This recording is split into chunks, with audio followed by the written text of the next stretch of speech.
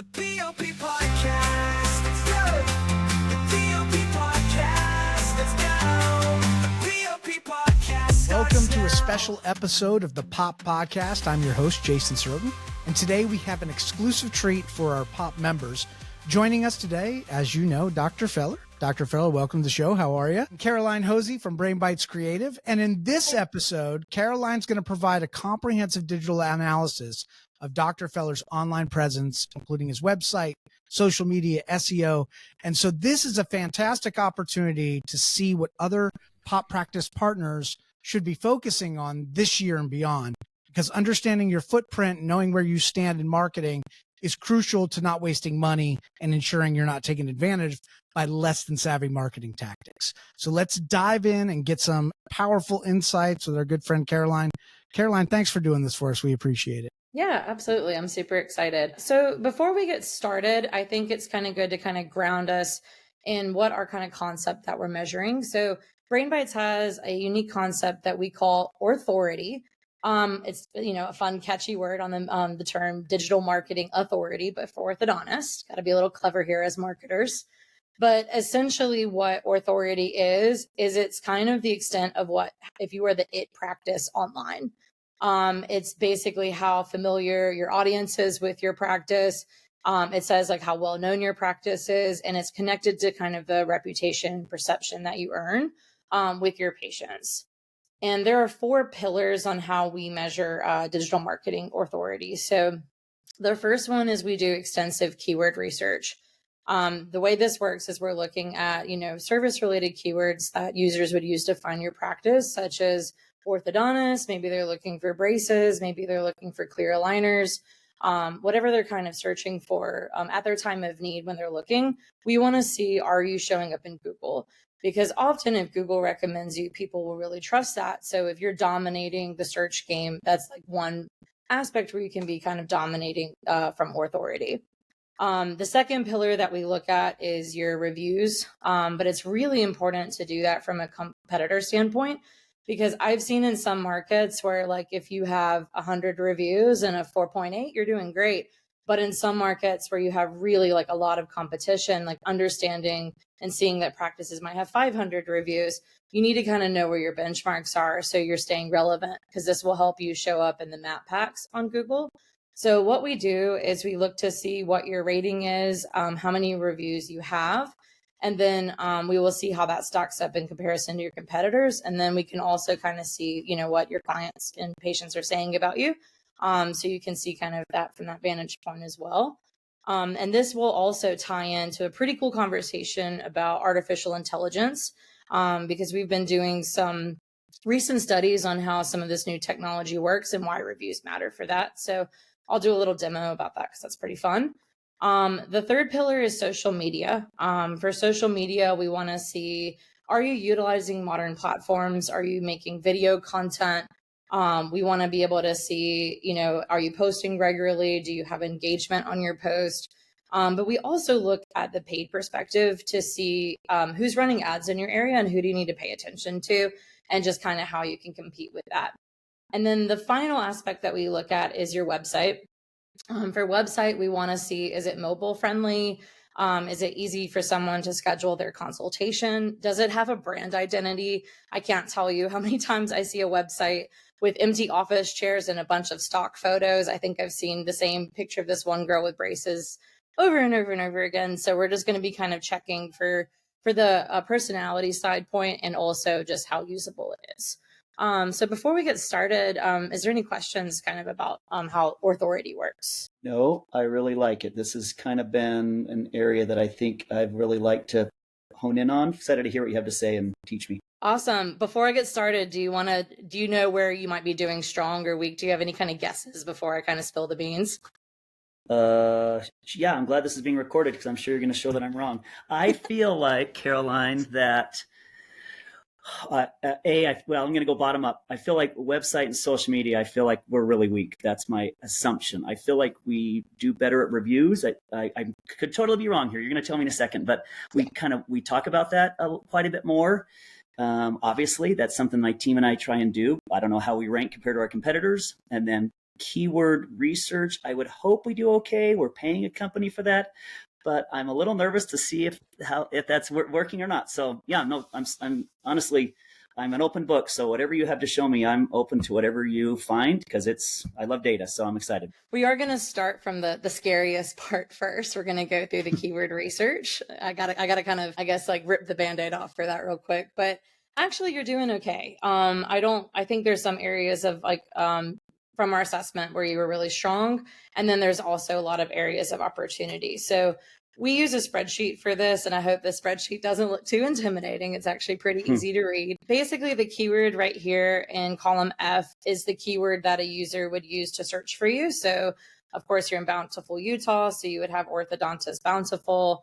You would have the keyword Invisalign, orthodontist near me, etc. So this is actually the search term in column F. In column G, this is showing how much search volume there is on a monthly basis in Bountiful, Utah. So how to read this sheet is that 170 searches are made every single month for orthodontist Bountiful, and great news, you rank in position 1 on average. So that would be the top of Google. So what I was seeing is that for orthodontist, you're very powerful. Like when somebody is looking for that keyword and whether they pair it with Bountiful or not. And that's where kind of you're mostly in positions 1 and 2, which is where you're going to get the majority of the clicks on Google. The areas of opportunity that I found is once we kind of come in here, I don't know if you're an Invisalign provider, maybe you provide Spark aligners or something else, but when I see Invisalign consultation, you're in position 22 on Google. So nobody really goes past the 10th position. Like they might search around a little bit and kind of interact, but usually people really care about the top 3 search positions. So if you're not even in positions, if you're in positions 5, 6, you're likely getting lost, but 22, you're kind of in the abyss. Do you offer Invisalign? Because their website was actually kind of confusing in that regards about like what exact treatment plans that you offer and kind of like what your philosophy is with treatment. So we used to be heavy in Invisalign, all Invisalign, and we have transitioned most of our cases to Spark. We still do certain cases in Invisalign, but not nearly as much as we used to. And I want to be careful with, because if we're not really doing Invisalign, I don't feel like it's appropriate to advertise Invisalign. So maybe like aligners, or I don't think most people look up Spark aligners. I think most people think Invisalign, and that to them is the whole gamut of aligners. Yeah, so a great way to kind of combat that if you're not an Invisalign provider is to go after the keyword clear braces, or you can go after the clear aligners keywords. There's usually plenty of search volume to kind of use that as your tactic. A good rule of thumb for anybody listening to this podcast is that if you do not have an Invisalign case within a year, you cannot have Invisalign on your website. It can cause some legal issues. So I highly recommend don't doing that as like a bait and switch. Like it's better just to go after the clear aligners and clear braces type keywords versus deal with a headache from there. But I also do think that if you're advertising and having a page for Spark, show why it has differentiators, because I know that Spark has more clear plastic, so it's not as visible on the teeth. It tends to have good treatment times. It tends to be more comfortable for users. So I think that like making sure that that differentiator of like why you've chosen that kind of treatment plan is a really good thing to have on the website. But in terms of SEO, you just want to be able to show up for like the aligners. And you can see here that like aligners has 10 searches per month, but if it's a gray box, that means that you're not ranking at all in the first 200 positions on Google. So while, you know, this is a small pool, if you start to kind of add that up with all the other keywords that we have in here, you know, you could have 60, 70 different search volume here, and you're not showing up for any of those. So where the biggest area of opportunity is to go after more braces related keywords and more like clear aligners related keywords.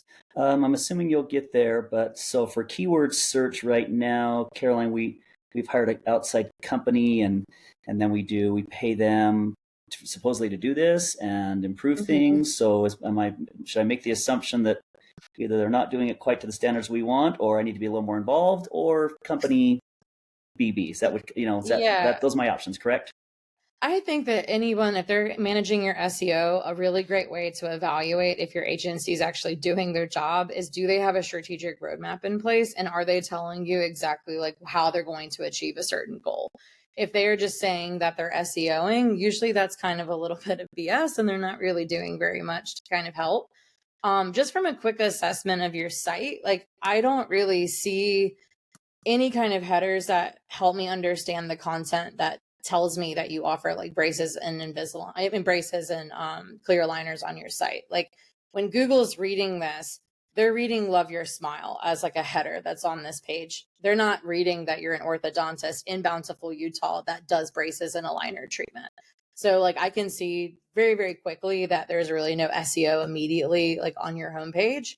And when Okay. I go to your treatments, like it doesn't even have all the treatments like listed. So the pages don't even exist on the website to kind of understand. Maybe they're going after more like adult treatment and adolescent treatment, but these pages are very bare from a content standpoint. So I can't really see like what they're doing. And from what I could see, even in the keyword research tool, you're not ranking for adult and adolescent terms either. So even the pages that do exist on the site, I don't see them performing too well. So I would definitely ask them some questions. And one thing to So keep in mind, if your site is not growing on a regular basis, somebody's probably not doing SEO. Google reads it kind of like a book from left to right. And so you want to have your services first. You want to tell Google right when you get their orthodontic treatments, here's what they are. Yeah, you'll notice a pretty stark difference like in the website. This is one that we built from scratch for a practice. You'll Okay. always see the orthodontic treatment right here in the forefront, and then their treatments that they offer will be right here, very much on the primary spot in the navigation. But you'll also see that they have these keywords very strategically placed throughout the page. They'll have sections of the homepage that will take you to each section. So if I want to learn more about braces, there's all this kind of internal linking of content to take you to this useful information. So from what I could see from your site, it doesn't look like those kind of very, very like basic elements of SEO are not being taken care of. So if I hear you correctly, and I may not, we're in a sense we're talking about a website that Google can read more appropriately versus, and still make it a way that obviously we want patients and some families being able to read it. But if we don't set it up where Google can read it, then the SEO keywords aren't being hit, and we're missing those opportunities. Is that kind of what you're saying? You nailed it. Actually, absolutely. You want to be able to kind of marry those two things. And sometimes I will tell you, SEO writing can be a little technical and a little bit boring. And it's our job to kind of marry how do we make the brand stand out while also following those best SEO guidelines, because it is absolutely possible to do both. And I will say that sometimes the headers can be a little boring, so you can feed the right data to Google. But throughout the imagery of the website and throughout kind of the body paragraphs, you have a really big opportunity to like develop a tone, develop kind of who you are on the site, show off your key differentiators, show what your mission and values are. Like those are a lot of really effective ways where you can still worry about SEO, but still show who you are in the process too. So like your "Love Your Smile" tagline is a great tagline. Like I think that's something that could still stay at the forefront of the website, but you'd want to marry that with using best SEO practices as well. Okay, that's helpful. All right, so we're going to go into kind of the summary here, just so you see it. I put everything for you here. This will kind of give you a little summary of kind of how your keywords are doing. But my recommendations is there's definitely a lot of room for improvement for SEO. And then for Google Ads, this is a conversation we can kind of table or come back to if you're interested. But they will be more effective if you're trying to expand your reach outside of Bountiful, Utah. My reason for that is that your search volume in Bountiful is a little bit kind of on the medium to low side. But if you are kind of bringing in patients from surrounding townships, it is a really effective tool to be able to expand your reach. And I do think in that aspect, like it could be useful. It's also a great thing to use while your SEO isn't so strong. But like once your SEO is strong, you may be able to rely less on Google Ads and focus more on organic. And Caroline, I just want to make it simple for folks. We were looking at it. You saw there was one for 170 and then everything else was 10 searches a month down the list. And that brought up a red flag. I said, man, there's not enough search volume there to really make a significant investment in SEO because you don't have the search volume to support it. But then to Caroline's point, you're probably pulling from other bigger towns, and therefore you can pull from those audiences too. So just wanted to let all the other folks that are listening know, but that's what Caroline's saying when she's talking about low search volume. Yeah. So this one in column G. So you can see, and also just another thing, I guess, probably just to educate you and everybody else listening to this, there is kind of an interesting trick about Invisalign. So a couple years ago, when I was working with practices, we would actually target Invisalign by itself. Like I would try to rank for Invisalign. But typically, if you're going to rank for Invisalign, it needs a modifier. So it needs to say Bountiful, Utah and have that local search attached to it.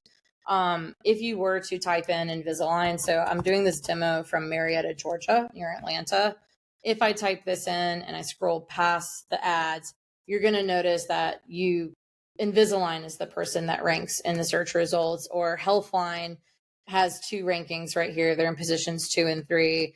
Invisalign's own Instagram account is number 4. You typically will not see a practice show up for that search term, but it is good to see what the search volume is because it's a great keyword to bid on for Google Ads. So if you are utilizing Google Ads, there is a good bit of search volume there. So you could always try to hit the sponsored post and try to get the visibility that way. But usually practices, when we're doing these assessments, they will show up for the ones that have the location modifier. So Invisalign, Bountiful, Utah. Yeah, can I ask you a question? Going back to this, true. So we're Bountiful, Utah, but we draw from surrounding towns and cities, obviously. I'm an orthodontist, so I don't have a lot of time and energy to think through, hey, I wonder what we're doing now wonder where we're drawing from. Are we going to draw from? So do we just assume that companies like you do that for us and are expanding that? Or do you come and communicate and say, hey, what do we want to do now over the next quarter or 6 months or 12 months? How does that work? Yeah, when we're devising a strategy kind of in the beginning of the relationship, we'll sometimes ask them to pull some sort of zip code report just so we can kind of filter through to see where the majority of patients are coming from. If they know where certain, good schools are that are good school districts, maybe like close to the practice, getting that information from an orthodontist is very helpful, that they do a little homework up front to be able to supply us with that.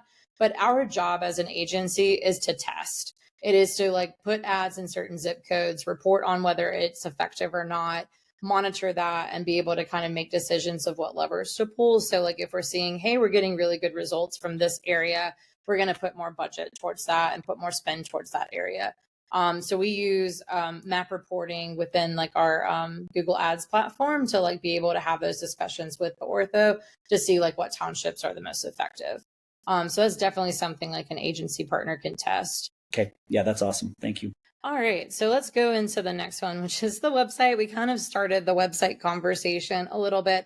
And I am sorry that I have to kind of give you a little bit of a low score on the website because I do have a good bit to say about it. I'm well aware. I'm kind of, well, you need to, because that's probably one of my leading reasons for meeting is I'm like, we're due for a website upgrade. So I'm not, if you came in and said your website's perfect, I'd be like, I don't believe you. Might be a little skeptical. Yeah, that makes sense. The website is built in a custom code base. So what that means is it's not on a platform such as WordPress, Wix, Squarespace, or kind of ones that people are very familiar with. Our agency is a big proponent of using WordPress because it is the most widely adopted. It's got the highest market share of any kind of code base that websites can be built on. One of the advantages of that is, hey, we want you to stay with BrainBites for a really long time, but let's say that you don't want to stay with an agency. If you decide to move vendors, you're typically going to have an easy time finding another WordPress vendor to inherit your website. There's also, it's just really important that you own your site. I have worked with a lot of practices that think they own their website, but in fact, they actually basically rent their site from their website provider. So they don't own any of the code because only that vendor can work on that code. So being in a custom code base does have some risk. Some advantages sometimes is that it can have good page speed and things like that. But overall, I really do recommend that any practice, whether they work with us or someone else, does try to find a WordPress vendor. And in terms of what I could see, I just found that it lacked any personality. Even just meeting you in 5 minutes, I can tell you have a lot more personality than your website. And I could tell your social media did too. I saw a really cute video that some of your team posted doing a dance. I saw a bunch of your posts kind of celebrating different team members, seeing some of your patients with, I think there was a really cute kid that was able to go to a candy section of your practice after he got his D-bond. So it looks like you guys are fun, that you guys are friendly, very warm and welcoming.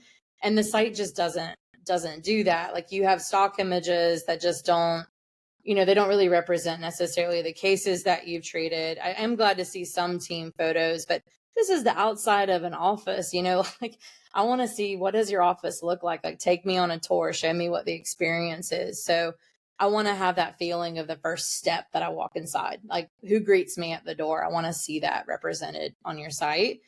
I'm also noticing that there's a lot of text heavy sections. So if you're thinking about a user on a mobile device, they're probably having to scroll quite a bit. And a lot of users in today's world just want to scan and find quick information. So from a mobile perspective, they're probably having some challenges with that. I like that you have testimonials. That's one of the stronger parts of your site. I do think there's better modern ways to make this kind of scroll on its own and make it a little bit more interactive.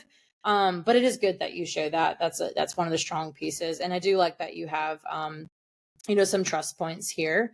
But overall, I just think that the website needs a lot of room for improvement. It basically needs to be rebuilt from the ground up. The other one that I wanted to talk to you about is that also page speed. And I found that interesting because usually custom code bases, one of their advantages is that their page speed is higher. But Google takes a mobile first. And this is one of your SEO ranking factors, actually. So you had a 48 on your mobile out of 100. So you guys were failing your mobile page speed score, which can affect your rankability. The good news is on desktop, you did have a 95. So your desktop experience kind of seems to be what your vendor is prioritizing. But that also is a red flag to me that they're not really taking care of your SEO if they're not focused on mobile. Because Google has only been using mobile speed and mobile rankings to provide for the main algorithm. So it's not even counting desktop. Mobile is the most important thing. And anybody can go give their site this test. Just go to Google and type in Google Page Speed Insights, throw in your URL, and you can run this page speed test. And if you are in the red on your mobile, you need to talk to somebody and take care of it because it's hurting you in search and it's hurting the user experience. Thanks for the recommendation, Jay. But yeah, I think we're pretty much aligned on the website. But did you have any kind of questions before we move on to pillar number 3? No, I really appreciate you found a couple things we did well on that, Caroline. I'm glad for a couple things we did well. I mean, it's one of those things we haven't looked at or done for years. And I'm with you on like my focus at the time was I don't want any stock photos. I hate stock photos. I just hated that. So I'm like, let's get some of our pictures up there. But no, you broke it down. You humbled me pretty well there. So let's move on to the next one. No, I'm fine. I recognize that was coming. I have no I'm going concerns to with a that. nicer one, so that's good. But No, just it's so good. everyone knows, I do have a photography consultation that I do as well. So I'd be happy to provide that for you. We have a photography deck to like help the local photographer that you hire to be able to get shots of your team, of your patients. And I'm happy to consult on that to anybody in P.O.P if they ever want to book a consultation with me. All right, let's go to pillar number 3, which I want to let you know you're doing pretty good. So with the reviews, you guys have an awesome 4.9, which is fantastic. And you have a volume of 336 reviews. So I can tell that your patients have a lot of amazing things to say about you guys. Like you are doing the work to earn this. An agency can't do that for you. So I want to congratulate you on that. Do have some competition though. So it is good again to set that kind of benchmark. In terms of ortho only, Bailey Orthodontics tends to be your top competitor. They also are at a 4.9 and they are even with you in terms of your reviews. So it looks like someone is neck and neck and kind of like seeing what they can do there. So you do need to kind of keep an eye on Bailey. But I would say, and I'm going to get into this with social, Berg Children's Dentistry and Orthodontics, they look to be one of your largest competitors. They're kind of aggressive on their social media. They're aggressive with reviews. They're at an astonishing 5.0 with over 1,000 reviews. So those are some things to kind of consider when you're kind of setting your goals and your benchmarks, that it is good to be aggressive. And with my practices, I usually recommend that they use a texting service, whether that's Podium, Bird Eye, Weave. I've seen practices use Rhinogram.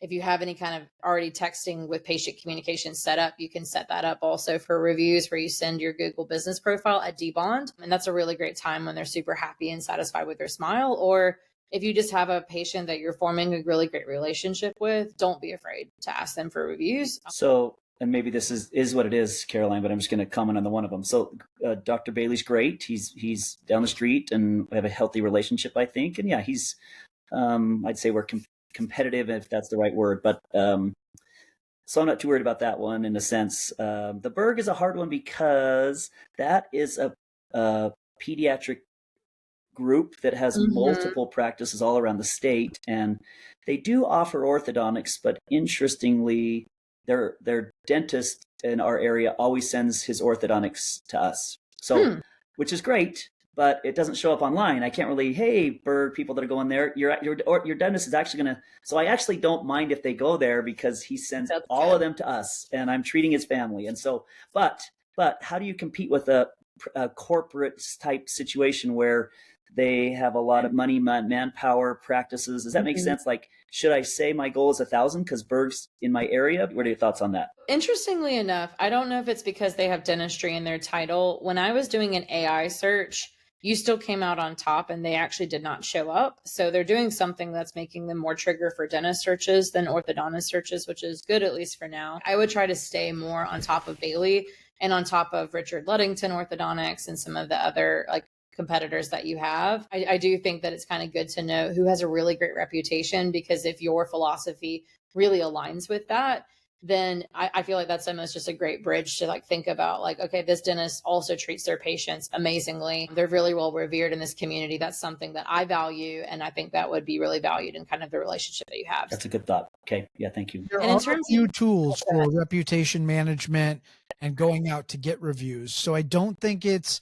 bad to want 1,000 reviews when you're a practice with what you guys have at your practice. You're very well respected. You've got a lot of patients going through. As Caroline will probably explain when she gets into AI search, those kinds of details are going to be more important and more part of the whole story. It's more like an onion, the new search. It's like layers about who you are as a business, not just the words you have on your site. I just want to encourage people to be thinking about those things, and that you can implement something very easily to get people to go leave that review. reviews matter a ton. I'm going to show you a quick demo. I use two different tools that are AI tools to be able to ask who is the best orthodontist in Bountiful, Utah. So the first one I used was ChatGPT, and then the second one was Google's Gemini. So Google's Gemini is already getting integrated into their search bar, where you can choose to have an AI answer the question if you would like. So this technology is already happening, and I think more and more users are about to be adopting this. But we're seeing really interesting results because some AIs focus on certain aspects and some AIs focus on others. ChatGPT is powered by Bing, so that's over on the Bing side. So they're getting their results from that, while Google Gemini is obviously like playing into the Google algorithm. What they care about is the content on your site from ChatGPT's perspective. So some of the things that they're looking for is how many years that you've been in practice. They're looking to figure out what services that you provide. So it actually could tell immediately that you use the latest technology. So on your website, you're probably kind of leaning into that, into some of the copy. And so when it chose between, all the practices that were in Bountiful, you and Bailey still came out on top. And it was looking for just kind of like what you guys were providing, which is awesome. And it also saw that you guys have a lot of positive reviews and offer free consultations. So it did a little bit more of a web crawl like outside of the site as well. But if you go to Google Gemini, you're going to notice that they really, really care about the ranking. So they're looking to see that you have a 4.9. They're also saying Bailey has the 5-star, but you were able to kind of come out on top with this one. But they look to see what your patients are saying about you, and so they can see that you emphasize creating a comfortable and welcoming environment for your patients, while Bailey was committed to customized treatment plans and patient confidence. So they're looking to kind of assess based on kind of a quick crawl of the reviews on like what your patients say about you. And this was new. I was kind of excited to see this pop up in Google Gemini. They're really like adding new features every day, so it's a really exciting time to be in marketing. But they actually put it into a spreadsheet that you could export. So if a mom wants to be super thorough, they could actually compare this side by side with a bunch of different practices. And when I've done this assessment in other cities, sometimes it gives me 3 or 4 results. But I think because you and Bailey are pretty significantly on top compared to your competitors, that's why it only pulled 2. If you guys had a third one that was encroaching, there might be another. Like, this is just the beginning. Soon, I believe that people will be able to print out a page, be like, I want to have a dossier. It'll print out your picture, all of your information, right? Like, you'll get everything, a rundown of like who each doctor is, and it'll be really interesting. It's an exciting time in search, but with my practices, I am just telling them over and over again, like, SEO is more important now than ever, and reviews are more important now than ever. Because like good content that's authentic and relevant is like how you're going to stay on top kind of as the future kind of keeps changing. So any other questions about reputation management and reviews before we go into our 4th and final pillar of this assessment? we on occasion, but not very often, have a bad review. And honestly, what I'll look at them. I look at every one, of course, and our bad reviews are either, I've had a few interesting ones. One, they're either like a teenager who didn't get his braces off when he wanted it, and it's usually a young man who doesn't probably wears elastics, so they give me a 1-star review. Two, I had a really interesting one, somebody that I didn't actually treat, and the 1-star review started with, Dr. Feller is the best orthodontist in town, but I'm like, oh, wow. But they had issues with how our finances kind of worked out. They never came to us. So thoughts on what I do about now, I mean, of course, we're not going to make everybody happy, but any thoughts on 1-star reviews? Is it simply just overpower it with 5-star reviews? Is that kind of the go-to? Make sure you respond to everything. I do, It is yeah, good to respond to all of your reviews, and it's good to always settle off the bad reviews offline. Like, ask them to call you, ask them to just, and tell them, make sure that they feel heard. But there are a couple of things to make sure you're staying HIPAA compliant. When you are doing reviews, when you're responding, never ever say the patient's name. Like, don't say, thank you, Jennifer, for leaving a review. You need to kind of keep it generic. That's like one of the things that you want to make sure. But I do think that acknowledging the receipt of the review, tell them that you really appreciate the feedback, and just be polite and kind. If there's an opportunity to have a call with them, then, try to like schedule that. And there are tools. Yeah. So what that does is it'll send out an email to all of your patients that have been through, and then it'll say, how did you rate your service? And it will ask them for a review then. If it's rated under 3, rather than send them to a review site, it sends them back to you to get that dealt with. And if it's positive, it gives them an option of where they'd like to place their review. Okay, that's helpful. I mean, I remember one in particular gave me an interesting 1-star review, and it was an interesting situation. And I called her. Well, I think I saw her next time she was in, and I said, hey, I'm so sorry about that. It didn't actually have to do with the doctors. It had to do with one staff member. And I said, what can I do to take care of you? Is there anything I can do? And honestly, I just was blunt, like, can you help me with this 1-star review? What can I do to make that right? And she told me, and I did it, and she swapped it. So it's a lot of work. It's kind of crazy how much work we do for a 1-star review, and some won't respond, but this one did. So great. And I'm also, just for anyone here, I do consultations on reputation management. If a practice is struggling with this, happy to help the P.O.P group kind of brainstorm some great ideas for that. So our fourth and final pillar is social media. So with social media, I'm going to start with a little education about like what matters. When you are building a social media strategy, just like with Google, it's good to start with organic first. If you are sending ads out and your social media is weak, it will hurt the trust that somebody has in your ads, and they just won't perform as effectively. So we typically want to work with a practice on getting the organic social a bit stronger. And if I'm speaking jargon, what I mean by organic social is there's no paid spend behind it. It's what you post on a weekly basis. It's your content calendar. It's kind of your routine of like what you're posting across Facebook, Instagram, and if you have it, also TikTok. There are 4 pillars that you want to hit with your organic social. The first one is community. You guys are really personal with your patients. So there's an aspect of like thinking about your patients' lives, like whether they're on a sports team, whether they're going to homecoming, whether they're going to prom. So there's like aspects where you can make shout outs or just kind of curate posts that just kind of speak to their daily lives and like what they're doing and how you guys are involved in that. But there's also philanthropy. So some practices, they may give treatment to foster children, or they may try to give it to low income communities in their area, or maybe they do a military drive with a candy give back at Halloween. I see practices do all sorts of really cool stuff, but it's really great to make the community aware of like how you're supporting that community and like how you're part of that community. So, and then the third one with community is if you guys do any like local farmers markets, fairs, different things like that, like just show your presence and like make it known on social, show recap videos or promote where you're going to be. The second pillar is testimonials and results.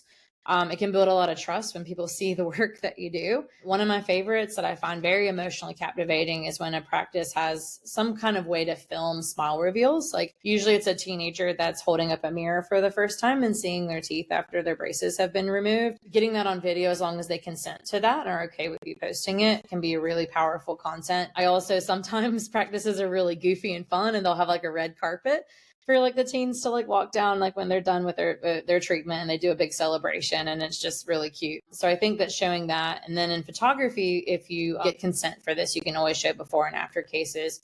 or just kind of talk about like how all of that works. So expertise and testimonials kind of go hand in hand. So this third pillar is for you to be an educator in your community. I know you hear the same questions over and over and over again from moms. That's why they're called FAQs for a reason. But if you can create video content, that common questions that your patients ask you all the time, and put that on your social media through like Instagram Reels and TikTok videos, you have an ability to be the authority in your area where you can actually like help and kind of educate and inform. And then the final pillar, I actually think I didn't highlight this one because this is where you did the strongest. So you did okay with culture.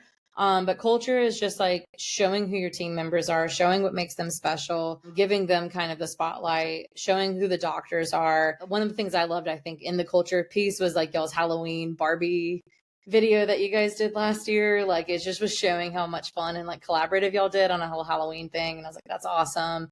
And then y'all do a lot of like birthday shout outs and like say some pretty nice things to like your employees. So in that regards, you guys were doing pretty well. But I will say video is also king. Gone are the days where people want to read blogs on social media. I mean, they do, like, it's not like they don't do that, but the majority of people are addicted to reels or like using kind of that short form video content. So positioning yourself by making more video is kind of king to being successful in social. And I think a lot of orthos are intimidated by that because they think they have to be a dancing doc to be successful, or they think they have to have really sophisticated cameras to shoot videos. You can shoot everything on your phone. Really what people care about is authenticity in your content, and it doesn't have to be super fancy. Yeah, I'm happy some of the things that we are doing that I wasn't, it's hard to really know like what we should be doing or how regularly we should do things. I do know we are tentative with the videos. I know it should be done because we all watch videos all day, YouTube, whatever we're looking at. There's a doctor in town that's kind of spooked me a little bit in the sense of he does the corniest, dumbest, most pathetic videos, and I refuse. And so I like to have fun, and I'm okay doing that, but it's like I can't. Like it's just like watching dad jokes all day. And so I've got, if we do it, I just want to, like you said, maybe we just got to think through it or get some direction on how we do it that fits us, because we've done a few things and we like to have fun. We're having fun the whole time. We love when kids get braces on, braces off, adults when their treatment is done, aligners are done. So we like to do some of the reveals, but we haven't done real. I love a lot of the thoughts you've given, which are, just like you said, some educational videos or some fun videos or things like that. You have to be authentic. That is the number one thing. Like if you're not a dork, you it's going to be bad for you to be a dork. I'm not saying I'm not a dork, but I don't want to show myself as a dork. Just be yourself. And if it doesn't feel right, it probably isn't. As long as you're kind of keeping those 4 pillars in mind, that's more important than anything. And just kind of find a way that you can contribute to all of those. So my question is, how do we're not good at getting followers. I feel like when we have followers, but we don't have followers based on the size of our practice. Like, we have hundreds and hundreds of patients every year. And is it because our content isn't great? Is it because we're not figuring out how to ask? Is there a secret that we're not doing? Is it all the things you're talking about that if we put them together, that should make the difference? I'm assuming. You want to answer first, Jay? You look eager. It's just, it is content all the way. You have to ask yourself, okay, would I want to watch this? Would my audience want to watch this? Why? Why am I making this? Doing content just to make content is the worst thing that you can do because it's going to be garbage, right? If you're not having fun doing it, it's not adding value, you're better off just not doing it. It's the content that matters. And look, not everybody's looking to follow an orthodontist, but what do you have to offer? I follow a bunch of people in different professions that I never would have followed because they offered something different, a perspective I didn't have. And so I think you guys have that opportunity too, but it doesn't happen overnight. You have to start posting and you have to do it over and over and over again. It's just like putting braces on or doing a sales call, anything like that. It follows the same principles as SEO. Like you can't just win at SEO overnight either. It's like something you have to continuously be chipping away at. It takes hard work to do it. But I will say that one thing I see a lot of missed opportunity for orthodontists is they're not using localized tags or hashtags in their content. So there actually is keywords in social media. And so it is an organic play for SEO to be able to like tag with relevant topics. So you get found. Now, You will sometimes get found probably outside of Bountiful, Utah, and you may end up gathering followers kind of like outside your market because social media can tend to go viral. But if you're going viral elsewhere, you're going to start going viral within your own community. So it can help build that up as well. So it's not always a bad thing. It can be a really good thing. Do you recommend we do the content and we just have somebody in our team do it? Do you recommend, hey, we'll do it for you, or we'll help you, figure out what content we want? What are your thoughts on that? Because I feel like there's lots of digital marketing companies. We've kind of hesitated because we're like, I don't know if I want somebody in New York City who doesn't know anything about us and something like that. Like, I feel like it needs to be, at least it's some the flavor of it has to be Bountiful, Utah. Like we're in Utah. Like Utah is a different market than when I went to school in Kentucky or Boston. Two different animals and great practices, great people everywhere. But what works here is probably different. And I have an office in Wyoming. So how do we what are your thoughts on that? Streamlining it, getting a plan for proper content. Brain Bites' approach is to empower practices to make them successful at social media. So we do consulting. So our approach is basically we will do social media listening on TikTok and on Instagram Reels to see what's trending, to be able to kind of let you know, hey, this is a trend, you can capitalize off of this. Like there was a cute one where everyone, like you would say, I'm a TC, so of course I blah, blah, blah, blah, or I'm a orthodontist, so of course I, and you like find something kind of cliche and funny about yourself to kind of share. That was a big trend. And it was something really easy for an orthodontist to jump on and not feel super weird about. So that's part of it, but we also consult around those pillars. So we do a pretty extensive interview to find out like what causes do you care about? What events do you have in your community to help you plan a social media calendar? So our job is to sit there and like find out, dig deep into the practice, find out what they do, find out how they hit those 4 pillars and give them guidance on like how many times to post per month, when you should post per month and what you should post about. But the onus is on the practice to be successful. Like they will need to shoot the video content. They will need to post the video content. And of course, as your digital marketing agency partner, you can get us to do more stuff. Like if you need us to help you edit a video or to make a design graphic, of course we can do any of that. But really, I think when the practice is empowered, they're going to be the most successful. So that's how we do that. And if we decide to leverage that for ads, which I am going to get into ads in a second, because that's the second part of this, we do manage that exclusively for our practice because we are the experts when it comes to targeting and retargeting and all of that kind of stuff and what you can and can't do on Meta. But when in terms of organic, it's better when it's collaborative. Yeah, that makes sense. Okay, thank you. Before I go into the paid, is there any more questions about the organic side? I don't think so. This has been great. Thank you. I appreciate that. The last part, what we do, this is also another really fun free tool, but essentially there's a Facebook ads library where you can go and stalk all of your competitors and like see what ads they're running. So anybody interested in kind of doing a little, you can do this for me. It's facebook.com/ads/library. Make sure you select all ads and then you can put the name of your competitor here. So the only competitor that was running an ad was Berg's Children's Dentistry in your market. And they do have a $500 off promotion for orthodontics. So that is something to be aware of. From BrainBite's perspective, promotions have their time and place, but we really believe in differentiation over discounts. We believe that, if you run discounts and that's all you do, it can be a race to the bottom. And sometimes it can lead to poor quality leads. Like it can get you the volume, sure, but it's not the one size fits all tactic. And I've seen some agencies really lean hard into doing just $1,000 off Invisalign, and that's basically their gimmick or what they do.